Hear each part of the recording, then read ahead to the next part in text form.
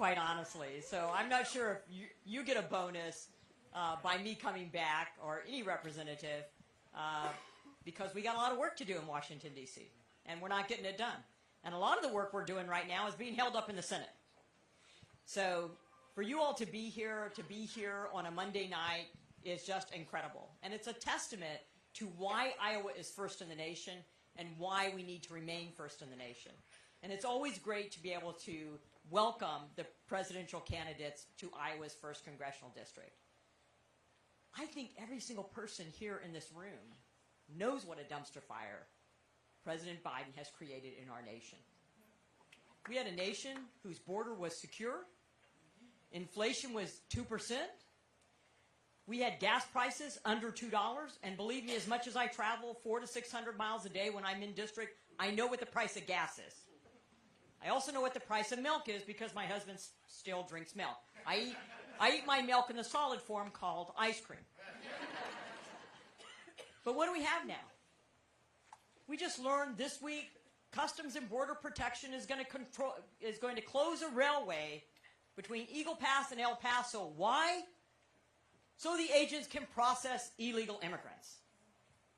So does that affect Iowa? We're an ag state. You're darn right it affects Iowa.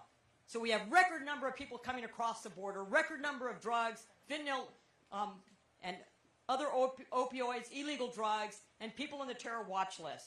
Our security is at risk because they refuse to enforce our border laws.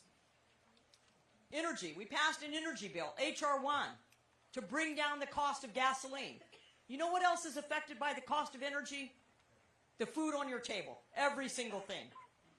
So they like to tout their Bidenomics and that prices are down, or that inflation is down. Inflation may be down, but it's down from the high prices. We're still paying the high prices of their reckless spending. And what about COVID? What about COVID? We are still having hearings on the failures of this administration, whether it's vaccine mandates, whether it's prolonged school closures, whether it is lockdowns. We had last week reform of the WHO and the CDC. We are still trying to get this right and hold them accountable. But all's not lost. All is not lost. You all will make that difference because you all are going to choose the next presidential candidate. And what we have to do, our most important function right now, is we got to get somebody else in the White House in January 2025.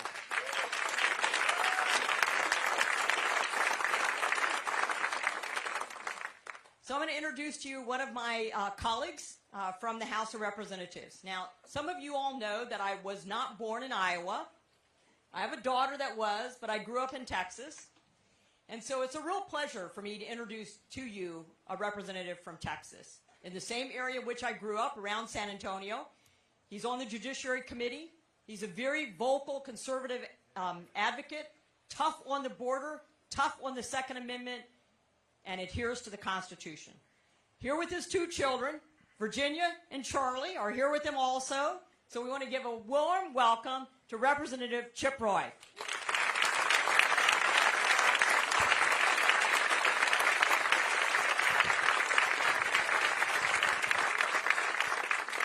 Well, thank you, Mary Annette. You guys are so blessed to have somebody who is such a great advocate for Iowa and a great advocate for you all. She's a great colleague. We need to make sure we send her back to Washington next year, so make sure you support her and get her back in there to support us so that we can hold the Democrats in check in Washington. And it's great to be here with her. It's great to be here for Team DeSantis. And it's great to be here with you all. Greetings from way south Iowa, between Austin and San Antonio. The temperature's a little different. We walked out of church yesterday. It was 72 degrees, and it's a little colder now. Charlie has been to Iowa once before en route to Omaha for the College World Series, but it's Virginia's first trek to Iowa.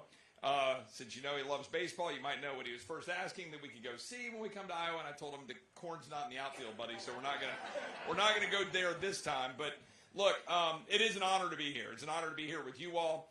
You all are the heartbeat of our presidential selection process, and this is a really important time. It's critical, and you guys are going to set the tone, and you guys are going to set the stage for what this country is going to look at. And with that responsibility is a great opportunity in my view. In that same sermon at church yesterday morning, the pastor was talking about a Latin term, gaudete, which I probably just butchered the pronunciation. But gaudete means rejoice, rejoicing, as we're looking ahead now a week out from the birth of our Savior. And we should remember to rejoice. We should rejoice because of the truth that we know in this particular time of the year, this season. We should rejoice that this country was founded on principles that are embedded in that faith. And we should remember that, and remember that for our kids and our grandkids, because we find ourselves in a very cynical time. We find ourselves being negative, right? I'm sure you all feel that way. You feel the weight of the current circumstances. The border I represent, the southwest corner, is about the district is about 100 miles from the border. However bad you think it is, it's worse. I was on the phone with Border Patrol today, driving from Chicago over here this afternoon. Talked to 3 or 4 of my friends in Border Patrol. I won't say who, because I'll get them in trouble. But I was talking to them about the state of things. And we're not just shutting down the train cars. They were literally shutting down ports of entry, Eagle Pass today, because we didn't have enough men and women to deal with the flow. 10,000 a day. We're looking at 300,000 here in December. And look, it's personal. The whole country's feeling it. You're feeling it here. We're all feeling it. But I can tell you we're feeling it. We had 6 kids die in my school district where we live. Our kids go to a classical Christian school. But the school district in which we live, 6 kids died from fentanyl last year. It's a real issue for us. Our Border Patrol agents are overwhelmed. They live in our communities. Our ranchers are overwhelmed. The fences are cut. Livestock's getting out. The cartels are getting empowered. Fentanyl's pouring in by the truckload. Our Texas Department of Public Safety is doing the job of Border Patrol that the president won't do. It's purposeful. It is purposeful by this president. And we should remember that as we're looking ahead to this next year and selecting a president. The existential crises we face are mounting. $34 trillion in debt, $2 trillion in deficit spending this year. We've added $2.5 trillion in debt in the last 365 days. We're about to spend more on interest than we are on our national defense. We've had 3.1 million people coming in the last 2 years. I could go through all the numbers, you know. The gotaways, people from terrorist countries, fentanyl pouring into our communities. We have issue after issue. The health care that you can't afford, the doctors you can't choose. You know, I've got a constituent right now in my district who has cancer, stage 3 cancer. I'm a cancer survivor. I got to go to the best cancer hospital in the world, MD Anderson in Houston, where I was able to have my cancer get defeated with the good Lord's help and good doctors. As a member of Congress, we're on Obamacare. We don't get gold-plated plans. That's false. We're on Obamacare. This constituent had her cancer. She is on Obamacare. She can't go to MD Anderson and get the treatment from the best cancer hospitals in the state of Texas. It's not real. It's not real coverage. It's fake. And all of that is harming people. This administration is harming people. Our Democratic colleagues, I'm just going to be blunt, they're harming people. They're harming our lives. They're harming our well-being. They're undermining our country. They're undermining our security. They're undermining our prosperity. They're taking your children's future away from them. Our job right now, this year, is to take it back, is to take this country back. And I am here for a very specific purpose, and it is to encourage those of you who have not already decided to support Ron DeSantis as the nominee for the Republican Party. And there's a simple reason why. He does what he says he will do. He delivers like no one else I've ever seen. I've worked for a lot of good folks, and I'm not going to go through the list.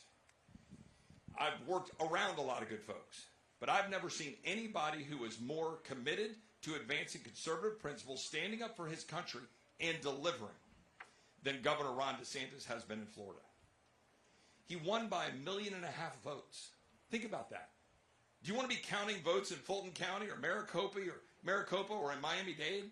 Or do you want somebody who wins by so many, it doesn't matter? He won by 1.5 million votes. He won 62% of Hispanic voters. Think about that. It matters in Texas. It matters in Florida. It matters in Arizona. It matters here. He won 50% of single female voters. Think about that. How? Because he leads. because he delivers. Because he responds to a hurricane and he delivers. Because he said he would take on the woke corporate establishment, and he didn't go up to New York and beg for money from all the people advancing the ESG stuff like a certain governor from South Carolina, respectfully. He actually took them on, and he took on Disney, and he won. That matters.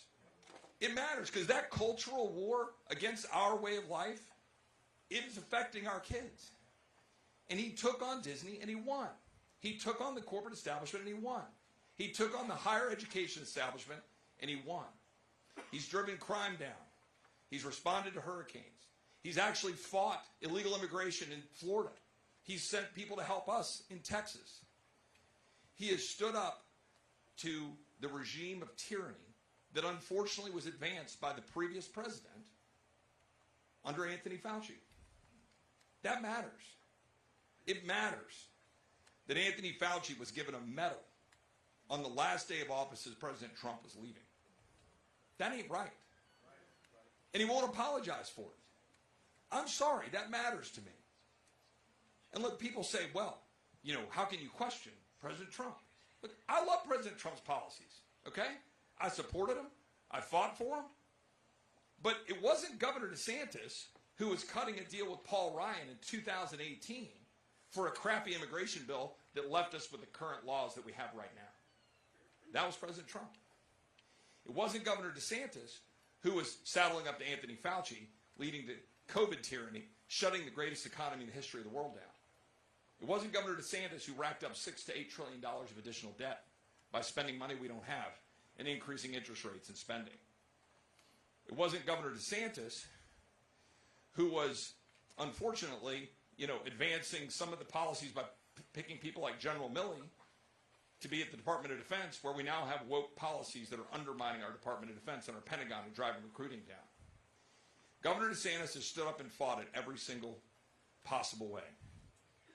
And he hasn't given in to the woke establishment like certain Republican politicians have. And some people say, Chip, you can't question. Well, I can say this. We don't coronate people in this country. We don't. Right? We have a process, and this is the process. We don't just automatically select somebody. We believe in principles, not princes. And that's why I stand behind Governor DeSantis. I've not met someone who is the right balance of someone who served, wore the uniform, is a father, is a husband, is a governor that has been successful, and he rode right into the sun on this. He flew right into it, knowing what was coming at him if he challenged President Trump. And he did it because he loves his country. We need 8 years of somebody who is young and energetic, who can take on the establishment in D.C. and win. Right. I'm going to tell you something. I'm there, and I'm in the belly of that beast every day, and it is brutal. It is absolutely brutal. The speakers fight last year, all the things we got done, we just ran into the buzzsaw again with another continuing resolution and another national defense authorization bill that doesn't undo all the woke stuff, and another extension of FISA to continue the spying regime. That's your swamp in action.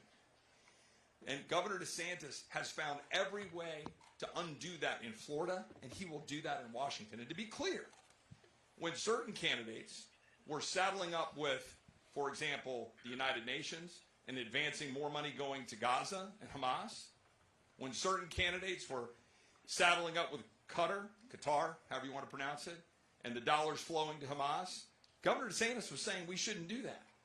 And he was right. These things matter. It matters who you have in the White House. And guys, we don't have much time left to turn this ship around.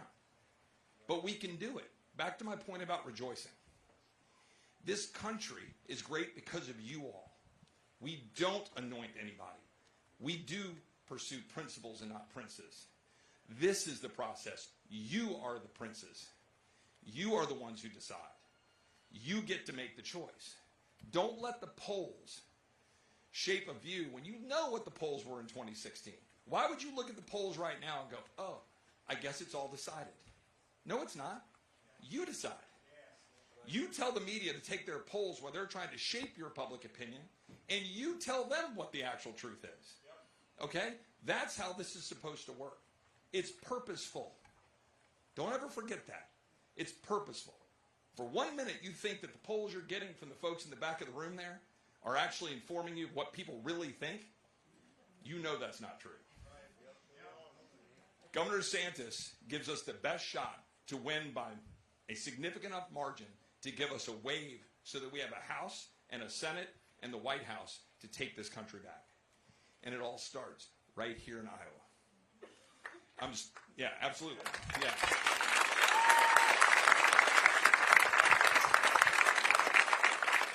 So it is an honor to be here. As you can tell, Governor DeSantis has my enthusiastic and unwavering support. I will support whoever the Republican nominee is wholeheartedly, because we have to send Joe Biden back to the basement. We do. But who we pick as our nominee matters.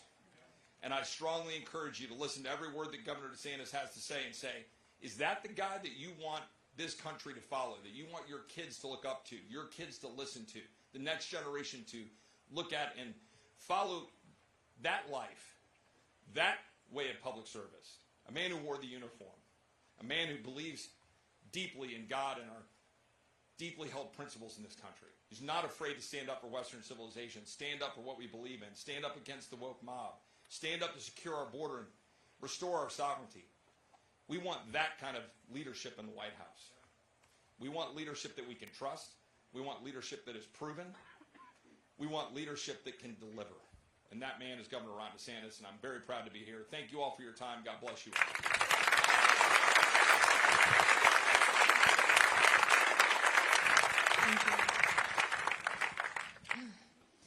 all. Okay, so now it's time to get to our main event. So will you all help me give a warm welcome to Governor Ron DeSantis,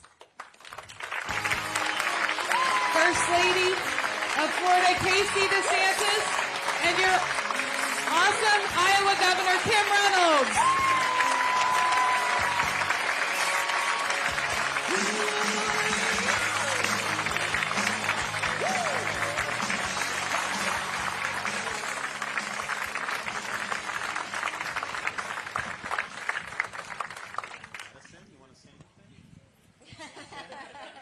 They had so much to say back there.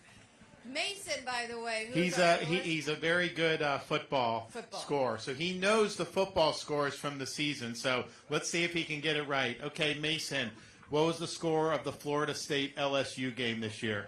45-24.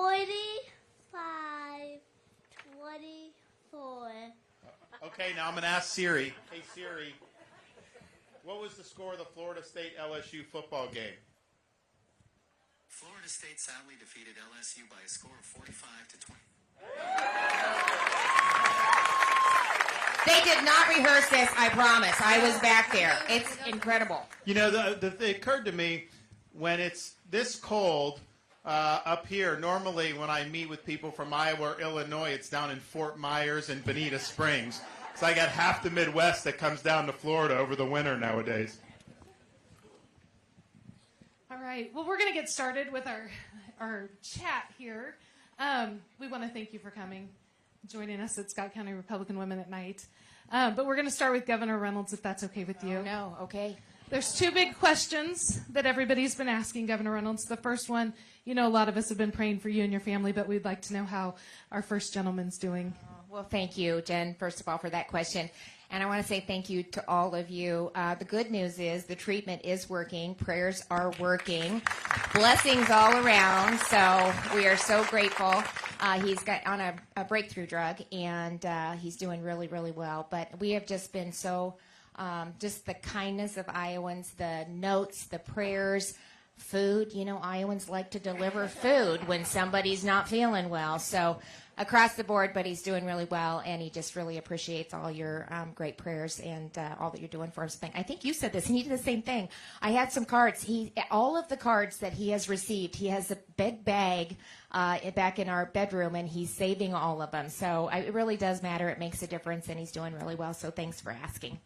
Great. Glad to hear it. The second one, I think we're going to address the elephant in the room first. Your endorsement of Governor DeSantis caused a little bit of a stir in Iowa, and so we would like to know what prompted your endorsement. Well, first of all, I am so proud and honored to be endorsing Ron to be the next president of the United States. I didn't come here lightly. You know, we are so honored to have the First in the Nation caucus, and I wanted to make sure that we welcomed all of the candidates to Iowa, that I gave them a platform to share their message with Iowans, to talk about their vision, about why. And we did that. We did that for 7 months. We traveled the state. I attended events. I hosted them at the state fair. We did the Fairside Chat. I listened to their answers. I looked at their record. And I just got to the point as a mom and as a grandma, when I seen what was happening across this country and around the world, I knew that we needed to get it right. And I believe that the guy that can win and the guy that can turn this country around and really reverse the madness that we've seen from the Biden administration is Ron DeSantis. He's followed through with 100% of the promises that he made to the people he served. He didn't take on small issues. He took on big issues. And that's the kind of leader that we need in Washington, D.C. He'll put a great team together. He's somebody that doesn't, he'll be prepared once he steps in. If he says he's going to do something, he's already making the plans to follow through with what he said he was going to do. So I'm very honored to do it, and I am all in and going to continue to do everything I can. With your help, we'll get him across the finish line. We'll win, and this country will start winning again. All right, well, we'll go to you, Governor DeSantis. So candidates on the campaign trail, we hear it from everyone. They have good intentions of, bringing everyone together when they get to D.C. And we know D.C. is a completely different beast. So how will you make that happen to get Congress to pass legislation that's conservative and will stand the test of time? Leadership. That's what we need in this country is leadership. When I got elected governor of Florida, we had a history of the governor's office and the legislature at fighting each other. Cutthroat. For years and years that was happening. They were Republicans, but it was just the reality. So I had to come in and really take it in a different direction. And so I went to the people. I articulated a bold agenda. The people responded. They told their representatives, you better be working with the governor. And then I brought in people in the legislature. I said, what's important to you? Okay, as long as it doesn't offend my principles or promises, if it's important to you, I want you to be successful too. It's not just about you doing what I want. It's about working together as a team. And so we ended up achieving more each year than had ever been achieved in like the last 25 years in the state of Florida. And look, a state is different than Congress. Obviously, the swamp is deep. Obviously, the bureaucracy is entrenched. But President Reagan never even had a Republican House. And he was able to do his agenda. And it's because he led and he articulated a vision that people responded to. So that's what we're going to do. And the bad news is there's all these problems with the country. The good news is there's so much low-hanging fruit for us to go in there. If you're ready on day one, we're going to be able to knock out so much stuff. And that's my philosophy when I became governor the first day. I sat at the table. I sat at the desk in the state capitol. I looked around, and I thought to myself, I don't know what SOB is going to succeed me in this office, but they are not going to have anything to do because I'm getting all the meat on the bone. I'm not going to leave anything there. Any way I can go and do it, we're going to do it. That's how we're going to be as president. And I can stand here and say I've delivered on 100% of what I promised I would do. We delivered on 100% of what we would do. If you look at the people on the left that are causing so many problems federally and in other states, states like Illinois, states like California, I'm the only one running for president that has beaten these people time and time again. We beat the teachers' unions on school choice. We beat Fauci on COVID. We beat George Soros on crime by removing 2 radical left prosecutors who were not enforcing the law. We beat the Democrats on election integrity, and we now have ban on ballot harvesting and universal voter ID, and we beat the left and the ACLU on China. We have banned China from buying land in the state of Florida. So on issue after issue, we're not just fighting, we're fighting and we're winning. And that's what we need to do as Republicans again. We need to win again. And yes, win the election, but actually deliver on all these promises, because you can get in there, yes, any Republican is going to be better than a Democrat, but if we get in there and squander the opportunity to actually get all this stuff done, we may not get another shot anytime soon. Thank you. Mrs. DeSantis, this one's for you. So Michelle and I talk a lot about, people can criticize us all that they want, but you criticize our family, and that's another story. So we're just curious, how do you handle some of the criticism that you've heard of your husband?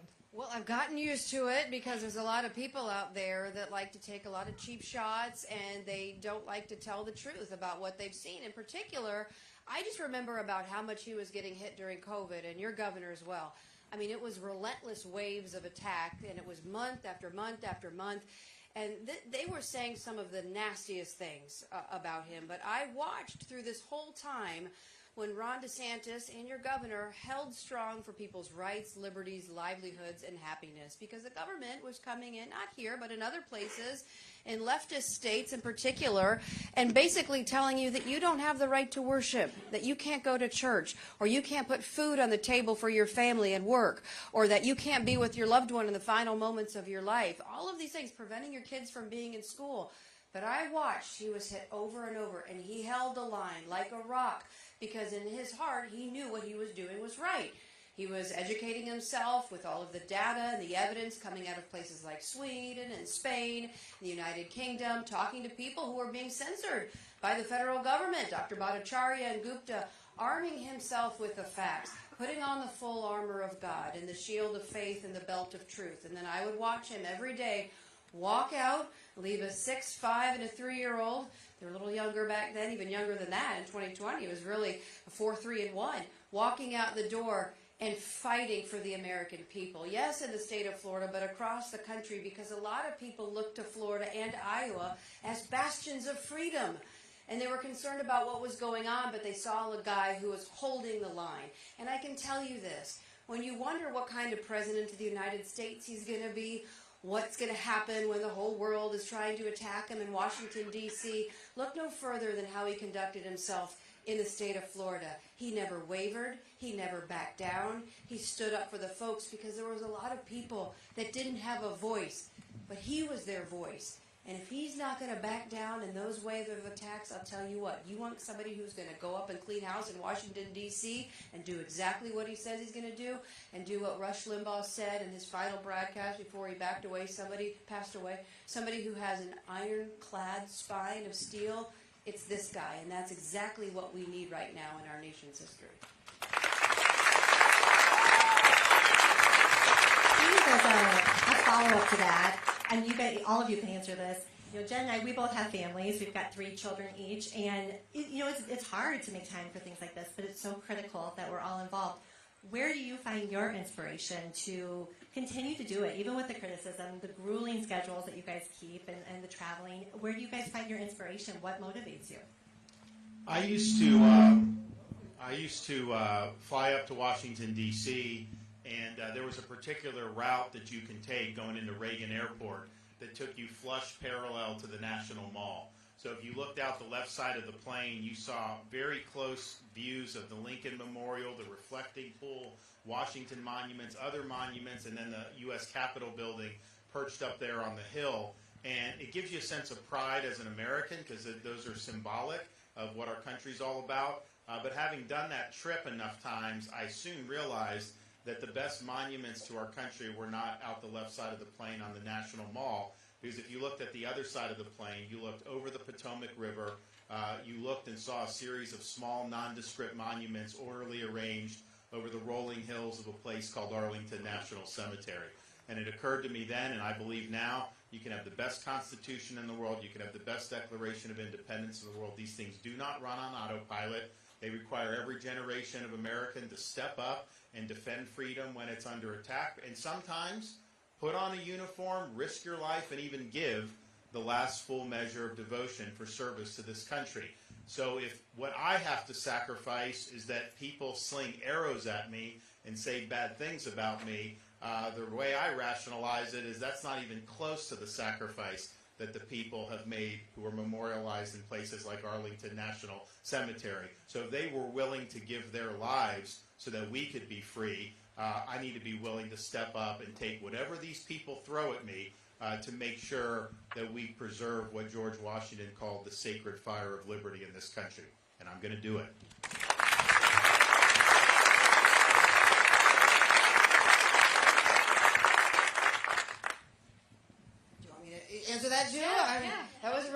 I mean, that is true. I mean, you think about all of the people who have passed away and have fought and died for this country, for the idea of America.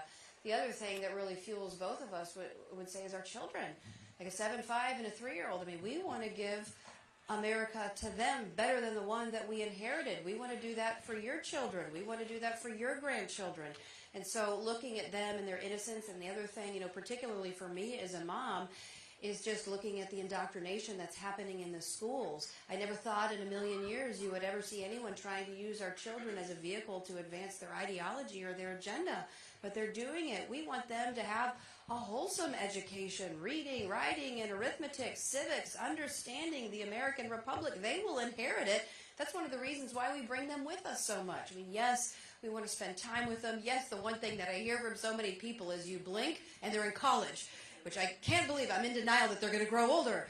But knowing that, we want to spend as much time with them as possible, but we also think it's very important to educate them about our rights, where they come from. They come from the Creator. God, you know, the government's put in place to protect the rights that we innately have. You have to understand those foundations. If you don't, if you're a student and you believe that the government gives you the right to be able to speak, then you've ceded the entire American Revolution.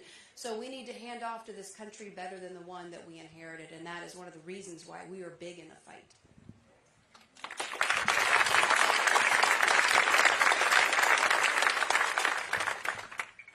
Sort of a follow-up, but my kids are in the room. There's a lot of young people in the room. What advice would you give your children or any of the young people in the room if they felt intimidated to speak up in school or college or anywhere because they have a conservative viewpoint? Well, look, I think that freedom requires courage, and it's not always easy to stand up and speak your mind and to stand for what's right. But in this day and age, when the world's upside down, when we're being told things that, like, men can get pregnant and this and that, it's really like looking through the world through a funhouse mirror. Things are distorted. Truth is suppressed. When you stand up and do what's right, that is not going to be cost-free. And it can be a guy like me who's governor running for president, but it can absolutely be somebody who's a student in school, speaking truths that some people don't want to hear. You're not going to necessarily be able to do that without any blowback. But just understand that doing what's right ultimately is why we're here. You may have to take some slings and arrows, but show that courage, that you have the courage to want to be free citizens of a republic. And I think that it's likely not going to change anytime soon. I think given the challenges we face, the more and more you step out and lead on things that matter, the more and more incoming you're going to take. And if people aren't willing to do that, then this country is not going to remain free. So we all have a responsibility to step up and to get into that fire and to fight back for what's right. Well, I just think as parents we need to encourage our children to be independent and to be confident. And I raised 3 independent girls. In fact, I lived it out. They negotiated with me on every single issue through high school. So I felt like I was a warm-up for their college days. And I used to tell them, be confident, be informed, and get used to, be comfortable getting used to being uncomfortable. So, but stand for what you believe in and don't be afraid to defend it. And in the long run, you got to be okay with yourself, not with other people think of you. You need to do the right thing, and just don't be afraid to stand up for what you believe in. But it comes, we have a responsibility to help them be independent leaders and to have the confidence and the courage to stand up for what they believe in. And hopefully we did a good job at that. And I think, anyway, like I said, I think it was warm up in their high school days. I tell all moms, don't worry. Those daughters come back to you. It's a little bit bumpy for a while, but they do come back to you. All right. Well, Casey DeSantis, we have a question for you because we're curious. 3 little kids, so that's a full-time job. So give us a day in the life in the DeSantis home. A little chaos. You know what, though? It is exciting to talk to somebody older than 5. I'm not going to lie. Like, sometimes you feel like you're a little bit of in the hamster wheel. You're kind of saying things over and over. But, the kids are such an integral part of everything that we do, which is why I said we always try to bring them with us at every moment. But, a funny little story. So the first time that our kids ever saw snow, of course, watching it in Florida and seeing it on TV, this was one of the things that they were very excited to do. So we had the opportunity with Sioux City that we were in, and we were in the hotel room, and it's 5:30 in the morning, and all of a sudden the kids open the blinds, and what do they see? They saw snow. But it wasn't necessarily like fresh fallen snow. See, like I grew up in Ohio, so I'm used to like shoveling the snow and getting the car out and doing all these wonderful things. But the kids saw it was like the kind of snow that when the snowplow comes by, they scrape everything, and it's like the corner of a parking lot, you know, and it's all dirty and everything. But the kids wanted to see that more than anything else, so they're jumping on our bed at 5:30 in the morning. And Ron and I are doing paper, rock, scissors because we're trying to figure out who, before having a big cup of coffee in like 20-degree weather, is going to go out there because they want to touch the snow.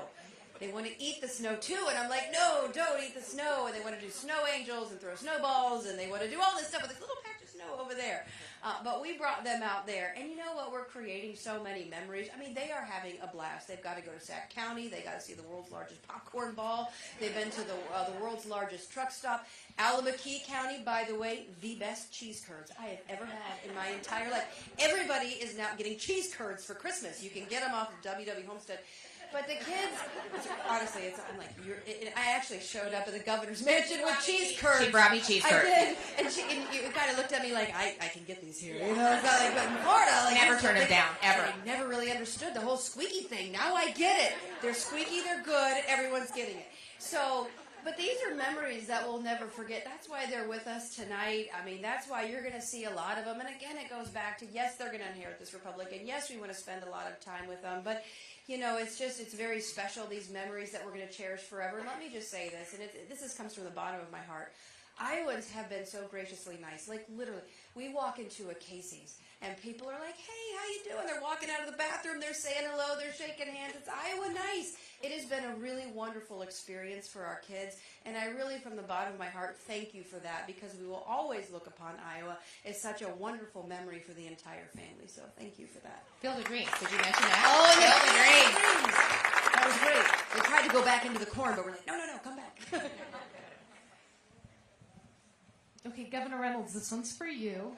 So you're obviously here with Governor DeSantis tonight because of your endorsement of him. But in the last couple of weeks, President Trump has been running ads suggesting that you support him.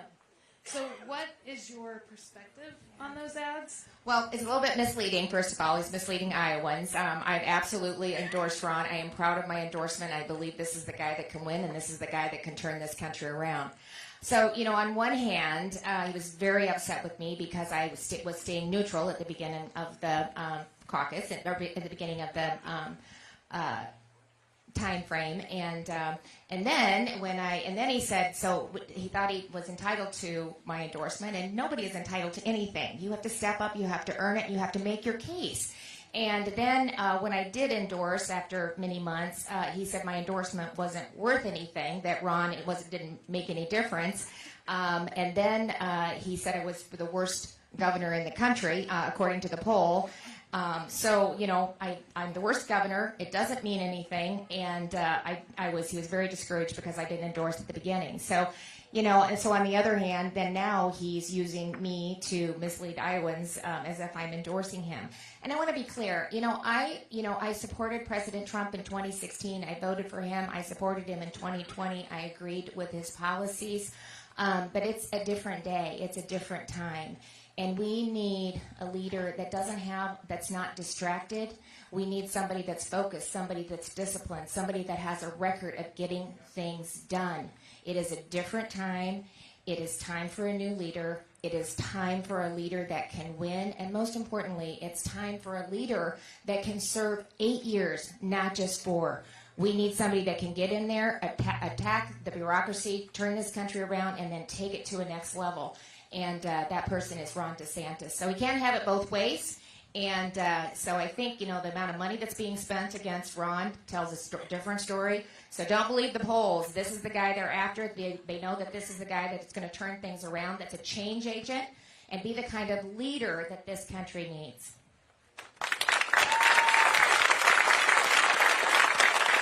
So watching the debates, they're always highly entertaining. And oftentimes it looks more like a playground squabble than we're getting anything done. So I have to know what is going through your head when you're watching kind of the circus around you. Well, I guess it depends on which debates you're talking about. I mean, for example, we had a debate against Gavin Newsom from California recently, and that was informative. You know, he would say different things, and you know, if you're going to be a slippery politician, you do have to make sure people think that what you're saying and your lies are somewhat believable. And when he was saying things like California has lower taxes than Florida, that doesn't pass the laugh test. Everybody knows. When he's trying to say people are not leaving his state, that crime is somehow not an issue, people got to get that. And so, you know, when you're doing those, it's just like, you know, those are things you just kind of brush off. But, you know, he would get animated on some of the stuff. He would try to lash out. He got really upset at two things during that debate. The first one was, the initial question was about the migration. Okay, you're hemorrhaging people. Florida's gaining all these people. Doesn't that show that how their government is good and how California's not? And he tried to hem and haw, and I did my speech. And then I came back for like a rebuttal, and I told the story of being down in Southwest Florida at an event, and I'm just talking to people. They're going around telling me different things, and a fella was talking about how he had enough of California, didn't like the way it was being governed, decided to come to Florida, and best decision they've ever made. Florida's governed so well, great quality of life. And look, that's nice to hear, but to be frank, that's not something that's uncommon that I hear from people coming.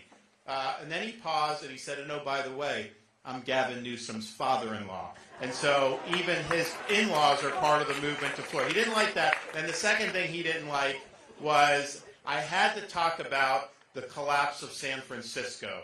And the best way to illustrate that was they actually now have a map of San Francisco which plots all the reports of human feces on the streets of San Francisco. So it's like massive red dots on this map, like every single where you look in San Francisco. So we busted out that map, we showed it, and people said like once the poop map got put in there, it was kind of the end of that. So that was, but I think that was a more informative debate. When we had 8 people, it's just yada yada back and forth and all this stuff. You know, not the best way to do it. There is going to be a debate in Iowa on January 10th, and there's 3 people invited: myself, Haley, and Trump. Trump will not debate.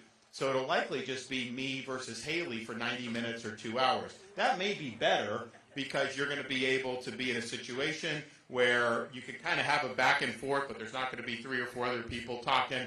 And it'll also be good because there'll be a really sharp contrast about, you know, what do we want as conservatives? Because I think Florida, our model, is one that's had great success. You know, I think she represents more of the old Republican establishment, which quite frankly did not serve this country well and has been rejected time and time again. So I think you guys will be able to see that. I think it'll be good. I'm not sure how many people watch these things on CNN or others, but we're going to do it, and it should be a lot of fun. I can tell you this. The first debate, people were saying they were all going to gang up on me. I'm backstage with some of these guys, and I could tell that there was one guy in particular that they all personally were offended by and just didn't like. And sure enough, we got on the debate stage, and that's where they did most of their fire, more kind of the personal stuff. I'll leave it to your imagination who that one person was.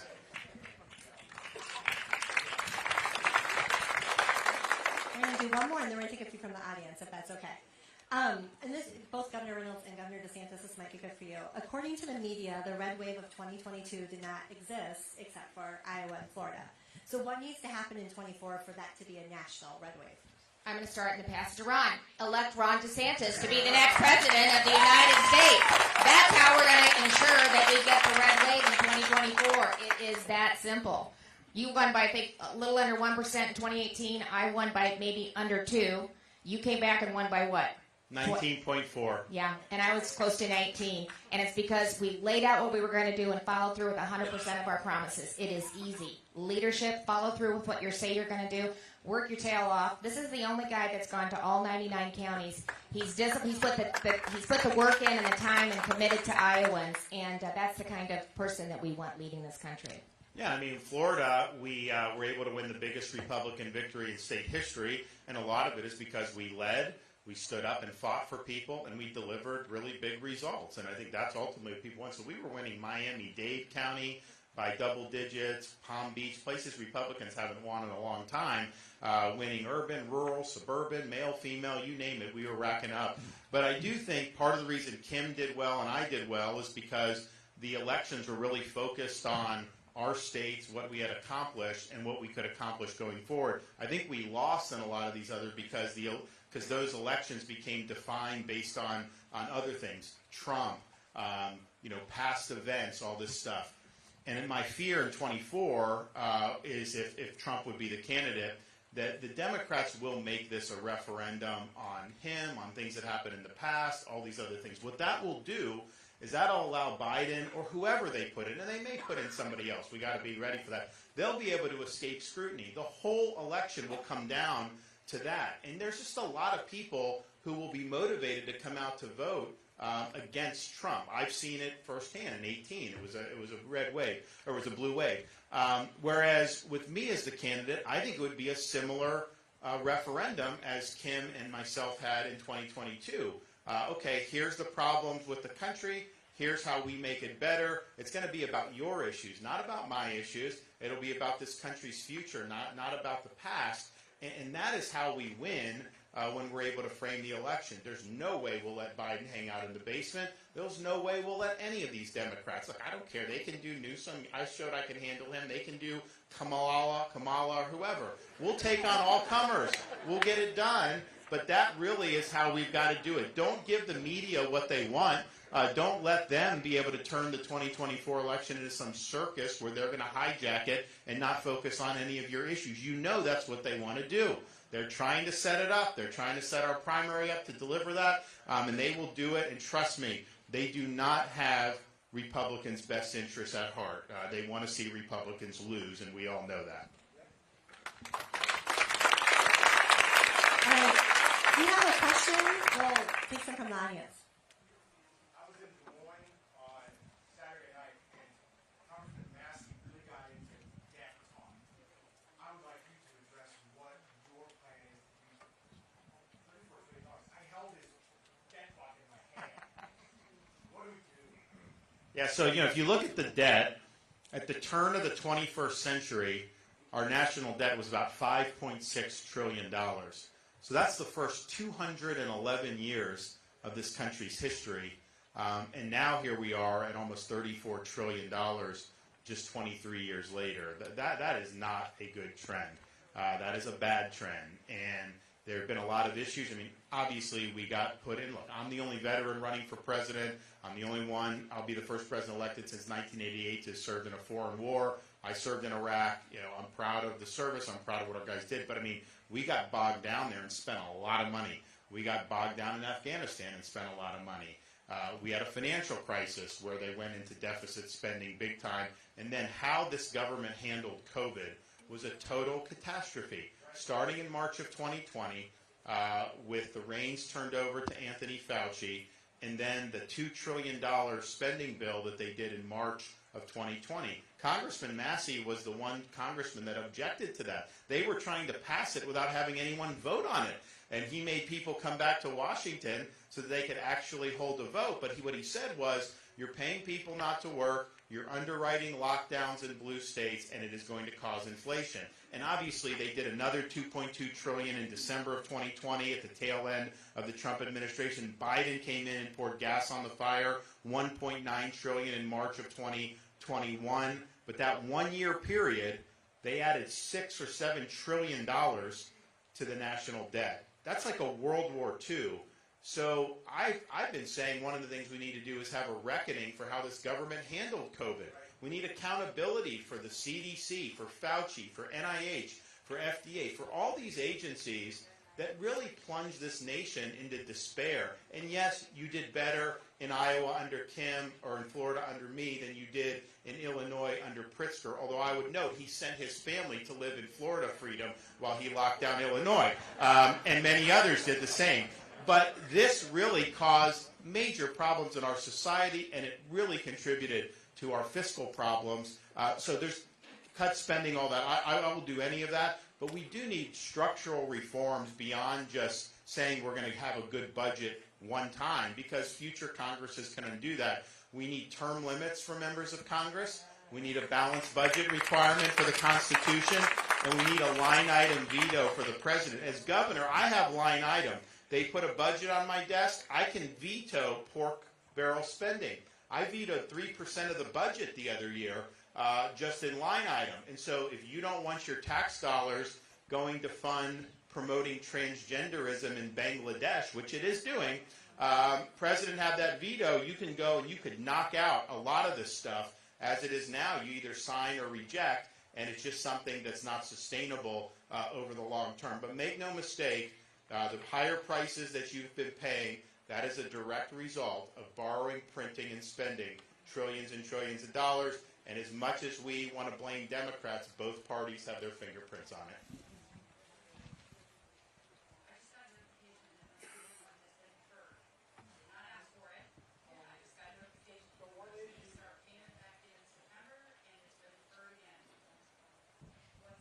So the question's about student loans. We are not going to allow, or we're not going to make a truck driver pay the student loan for someone that got a degree in gender studies, okay? Taxpayers are not going to be responsible for this. But I also think this, that students have been sold a bill of goods over the last generation, acting like these degrees were so great. Look, you go to MIT and you're an engineer, fine.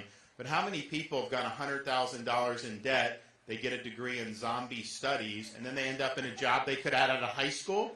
That's not good, but people were really pushed that way. So what I think is these loans should be guaranteed and backed by the universities. These universities have endowments. They're going to have to make sure they have programs that are going to be lucrative for their students. So you may not be able to do zombie studies if that person's not going to be at risk of default. And then if they do default, then the university picks up the tab. Look, close down your DE&I department. We eliminated DEI in Florida at our university, so we're already down doing what I know Iowa's doing it too. But that is, I think, what we need to do. But as a larger issue, I think the loans feed into is we've got some sickness in our universities with what's going on there. The ideology, the anti-Americanism, pro-Hamas demonstrations. I mean, are you kidding me? What I'm going to do as president, we have the control over the accreditation. We're not going to be accrediting the universities that are going to continue to go in the area of indoctrination. We want education. We don't want indoctrination. We're also going to look at the funding. Why should we be sending your tax dollars to Harvard when they have a $60 or $70 billion endowment anyways, and they're doing all this nonsense there? And so we will defund as well. Same thing with foreign students. Some of these foreign students are on visas. That's a privilege to come to this country. It is not a right. If you come on a student visa from a foreign country making common cause with Hamas, I'm canceling your visa, and I'm sending you home. We're not going to put up with this stuff. And then we got to think creatively. So in Florida, and I don't know that we do this federally, but states can do it. In Florida now, all tenured professors must undergo review every 5 years and can be let go for poor performance. And so this is creating better incentives as well.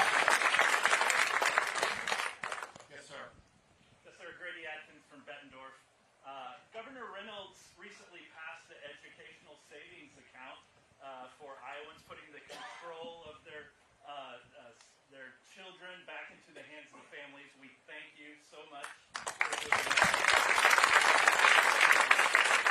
Do you see that being able to happen on a national level, or do you see that staying in control at the state level? Well, I think so. We did it too in Florida. So we have universal school choice as well with the ESAs, and I think it's great. And Iowa did great. Other states have done great. There's a handful of us. So you'll be able to still do that. But what I'm going to do is, and it'll supplement that. We are going to do school choice nationally, not through Department of Education, because I don't think that should even exist. But we're going to do it through. corporate tax credits, because we actually have a program in Florida as part of our school choice, corporate tax credit scholarship program. They did it that way to get around a bad court decision back in the day, but basically corporations could sign a certain amount of their tax liability over to a scholarship entity, and then they basically run this. So we had $1 billion a year. We serviced 100,000 kids in Florida. To do 25 or 50 billion, you could revolutionize education. And so the thing about it is, the unions will not like it, but this is not even taking any of the local money. This is just offering a scholarship on top of it. So it will not be, it'll be done through the Treasury Department. It'll be a tax program. But I just think if you look, you can't succeed as a country if every urban area is just a disaster. And these schools in Chicago and LA and Philly, they're not going to produce what we need. They're not going to, these kids don't even have a chance in some of these schools. You give them that lifeline, you are going to start to see an improvement. And you know what happened in Florida? Because we've been doing school choice for a long time. Our public school districts perform much better today than before there was school choice. Because they have to compete for students. They have to innovate. They have to listen to parents' concerns. In Florida, you can go to your local public school. Now they have choice within the districts. You can go to a half dozen other schools a lot of time. You can go to a charter school. You can go to a private school with the scholarship. This is what we should be doing, empowering parents. And Florida's results speak for themselves. 2022 Nation's Report Card ranked 3rd and 4th respectively in 4th grade reading and 4th grade math. And U.S. News and World Report ranks us #1 in education overall. Choice works.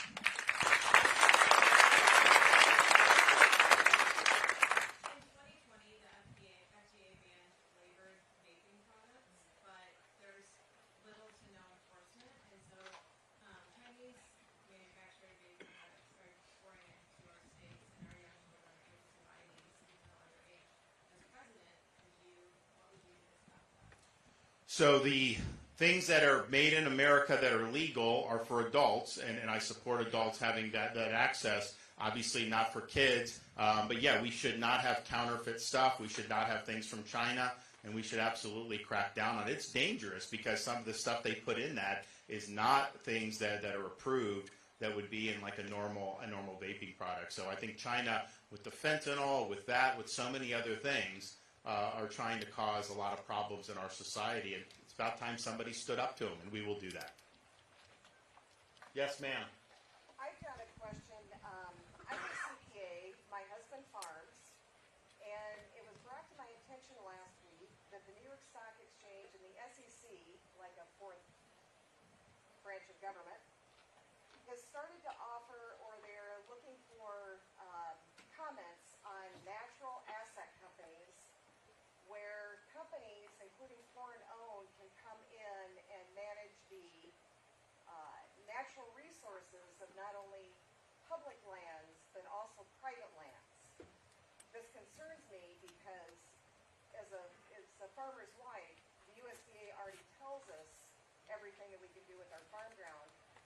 Why is the government looking at trying to offer other companies, including foreign ones, control over our water tables, our air?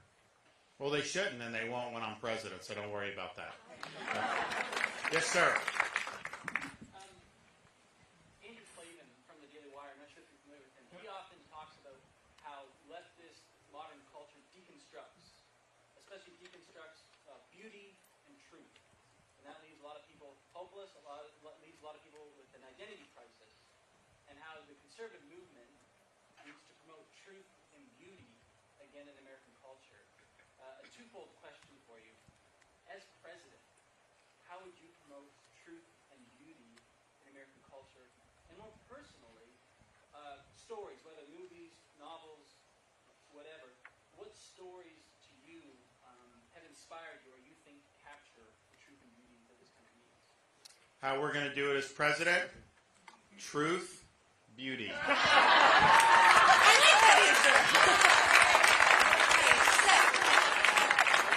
Well, no, I mean, look, I think that they say that the truth will set you free, and we need truth in this society. We need truth in this country. I mean, I agree. The left, they basically want to smother the truth. They want us to accept things that are just factually not true. I mean, that's one of the reasons we've had these fights over the gender ideology in the schools. Look, as a parent of a first grader, kindergartner, and preschooler, I don't think it's right to be telling a first grader that they can change their gender or they were born in the wrong body. I mean, it's just wrong, right? And it's inappropriate to be doing that. But it's also not true. You just can't do that. I know you can do surgeries and all this stuff, but like at the end of the day, it's just not true. And so we have to be grounded in what's true. And I think when a society is not more to the truth, the threats to freedom grow incredibly. So we will be rooted in truth. I think it's something that's really, really important. And we try to just speak the truth, even if it's uncomfortable, even if the media doesn't want to hear it, even if the left doesn't want to hear it. But that's what we're called upon to do. And that's what we've done in the state of Florida. And you know what happens is sometimes people don't like it who've got megaphones and are loud. But the silent majority, they want to hear some truth. Because when you have all the web of deceit that gets spun every day, the truth is powerful, and the truth permeates. And so you can count on me to be speaking the truth and standing for the truth as President of the United States.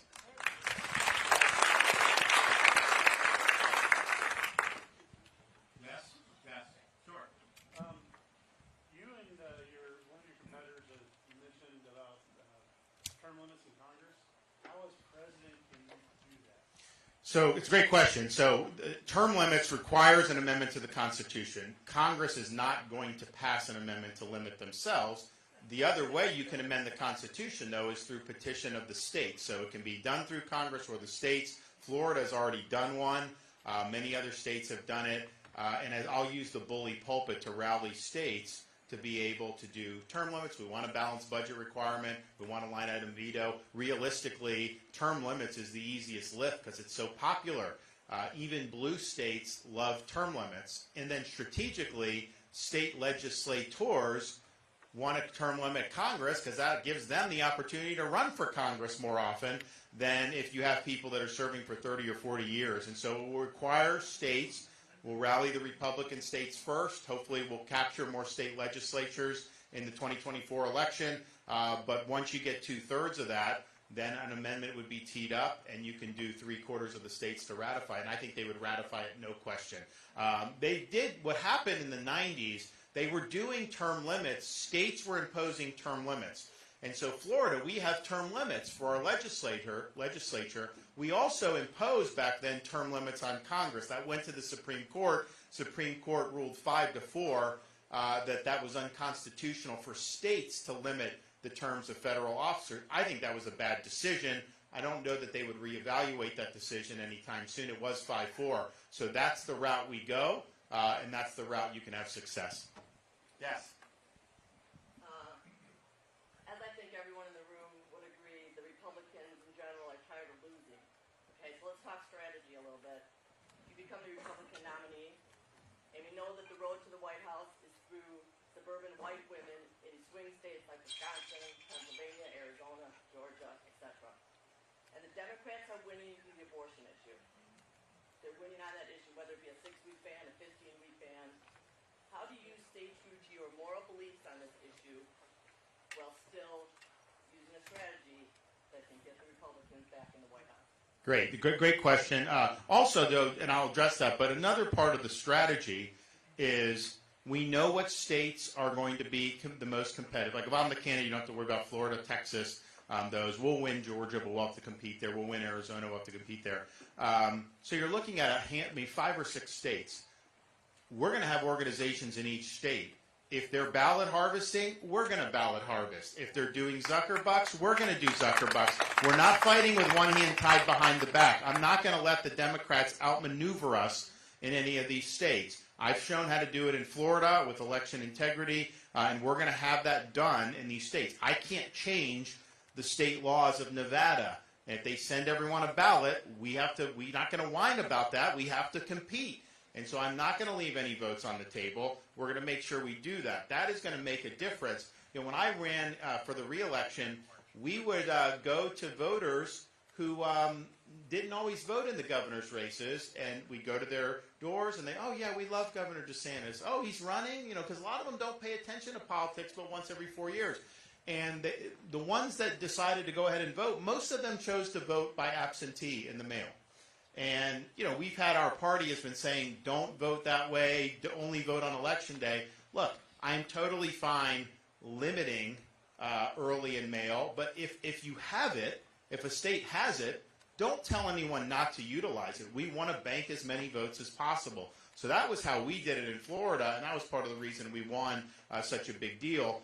Look, on the right to life issue, I showed in my election, Kim showed in her election how you do it. You stand up for what you believe in, but you hit them back on their extremism. The fact of the matter is, the Democratic Party's position is to take your tax dollars and fund abortion all the way till the moment of birth. That is the least popular position you can take, regardless of where you are on that, and that is wrong. We also understand that Iowa and Georgia, Texas, some of these states, some of these New England states are not necessarily going to come to that same conclusion on that, and I get that, but we cannot go down the road of turning the country over to the Democrats and letting them impose that nationwide, because that would override what Iowa's done, that would override what all these other states have done to provide protections. Now, I want 50% of single women. No Republican's ever done that. And you would think, coming after Dobbs as a Republican that's pro-life, that would probably be an area that you wouldn't do as well. And how did we do it?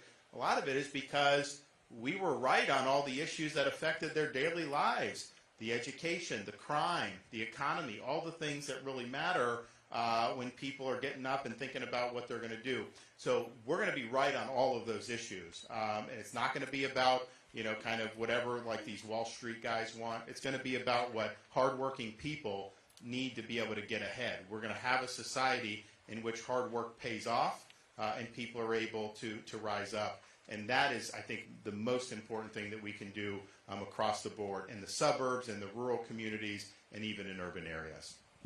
We're going to take one more, and then we have a couple last questions for you. So, I work at PragerU. I want to thank you.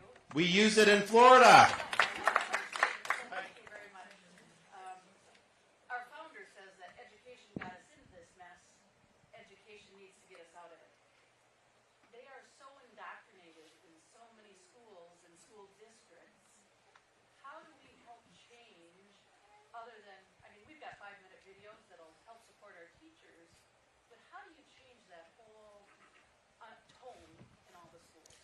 I think do what we've done in Florida. For example, when I came governor, I said, we need American civics back in the schools in a big way. They need to learn about the Constitution. This is very important. So, which is fine, and yes, we have standards, and we give a citizenship test when people graduate, and we've done a lot. But we said the teachers need to be invested in this. So we created a 50-hour course that talks about all the principles and all the influences that the Founding Fathers used to found this country. British common law, Judeo-Christian tradition, Enlightenment, you name it. 50 hours, they get a $3,000 bonus if they go through. And we've had thousands of teachers go through this, very high satisfaction rate, and now they're armed with a solid foundation to go into the classroom and teach these things. And the reason why you have to do it, it's not because the teachers aren't good, but anyone going to college now is likely not getting those things. You're not being taught about the foundations. They don't want you to learn, partially because if you learn about the founding principles of our country, and they're infectious, they click logically, and when you become somebody that wants to defend those, you're going to be less likely to be on the left. That's just the reality because of how our founders understood human nature, human liberty. So we did that. I think that's really, really important. And then fighting the fight against the indoctrination. We eliminated critical race theory in our K through 12 schools. We fought Disney and beat them on the gender ideology. You got to stand up for this stuff. We also recognize that the schools belong to the parents, the kids, and the community, not to the teachers' union. So we did paycheck protection for teacher union. No automatic deduction of teacher union dues. You want to join the union, you can write a check every month and you can hand it off. And that is now caused because a lot of teachers were pressured into signing these authorization forms. So now fewer are doing it, and if they don't get 60% in each school district, then they get decertified entirely. And what's happened with the teachers union, 30 years ago, conservatives complained about it because their interest is for the administration and the teachers, not necessarily the student. And what's best for the bureaucracy may not be what's best for the student. And so that's conservative. But now I think they have become an arm of the modern left, and they are trying to impose an agenda. So why would you let them be able to do that? So we put protections in where we're not going to do that. So those are things that we've got to do, but we've got to get serious about it. And in Florida, I think we've done more than just about anybody, but we have more to do, and there's more to do all across this country. But I agree, if the education doesn't change, how you're able to keep a Republican form of government becomes something that is very difficult to see at that point. So we've got a lot of work to do, but the good news is people are with us. People know that we need to change. People know we need to do better, and I'm happy to lead that effort as President of the United States.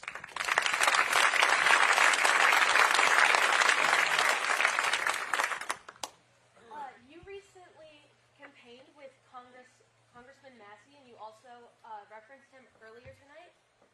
He has voted with the squad against Israel, against condemning anti-Semitism, and against sanctioning terrorists. How are you okay with all of that? Well, I'm not. I disagree with all those. I mean, he will say he's basically an isolationist. Chip, would you say? He votes against anything having to do with foreign relations. I disagree with that. We don't see eye to eye on that. But, my 80% friend is not my 20% enemy.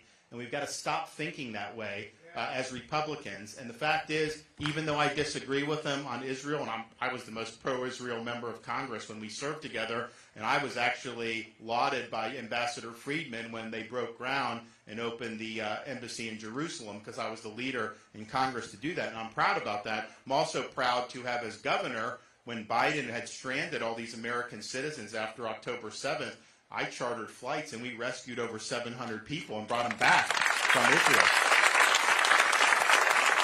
And we didn't charge them, and Biden was charging. So that's very clear there. At the same time, you have a congressman who was willing to stand up against the COVID madness when the entire world was coming down on him, and he was public enemy number one by the left, by the Republicans, by Donald Trump. But he was right to take that stand. To me, that's a profile in courage. That's somebody I respect, because it's easy to do the right thing when the wind's at your back. It's hard to do the right thing when the entire world is coming down on you. And I don't know that I've seen a congressman have to endure more than what I saw from him. And, he tells the story that I was the only elected official that picked up the phone and called him and offered an encouragement. I told him, I said, you're taking heat now, but you're taking the right stand. 2 years from now, everyone's going to have to acknowledge that you were right about this, that what they're doing is ultimately going to be detrimental to our country. So that's the way I do it. I mean, there's people like Chip that I probably have 90 plus or 95 plus. There's others that I may not, but I want people in the tent. You don't have to agree with me on 100% of the issues. And this idea, this tactic of trying to take one position that someone has and trying to smear somebody else, quite frankly, is a tired tactic. It doesn't work, and it's not something that I'm going to stand for.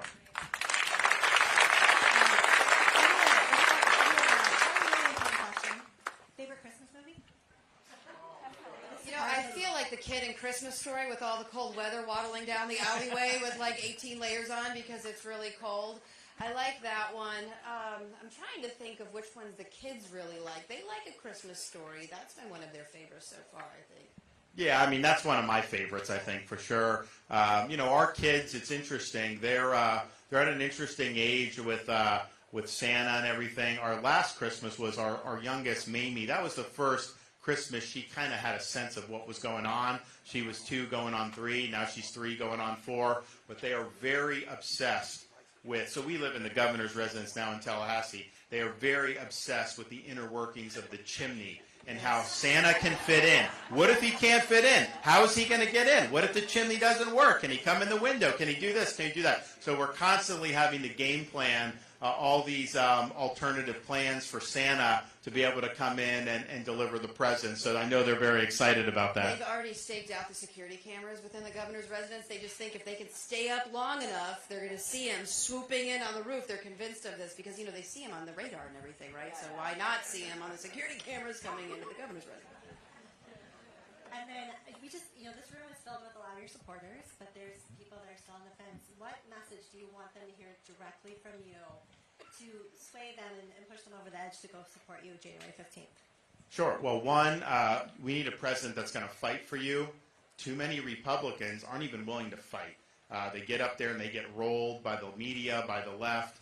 That is just not going to work at this day and age. If you're doing what's right, there's going to be resistance, and you've got to be willing to stand in there and fight for the people that elected you. But while you're fighting, you got to fight and win. You can't just flail around. We can't just lose elections. We can't just lose on these big fights. So you got to win, yes, the election, but win on all these issues. Don't just talk about securing the border. We've heard this. Let's actually do it once and for all so that we never have to worry about it again.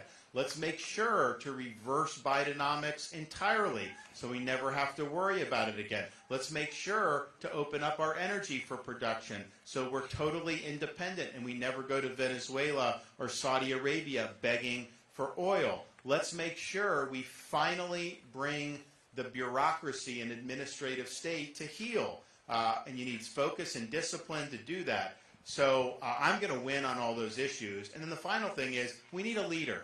You need somebody that's going to be able to articulate a vision for this country's future that people can rally around, that will inspire people to come and want to serve in Washington.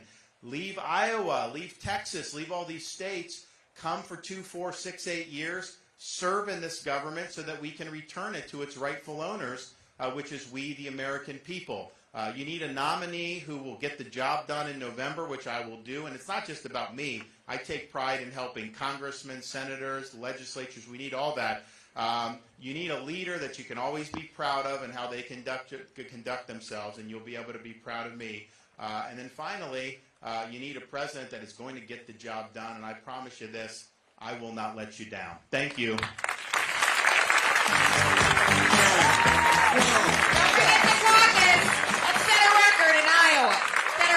January 15th. Go. If you're for us, bring someone else with you. We need to make sure we set a record.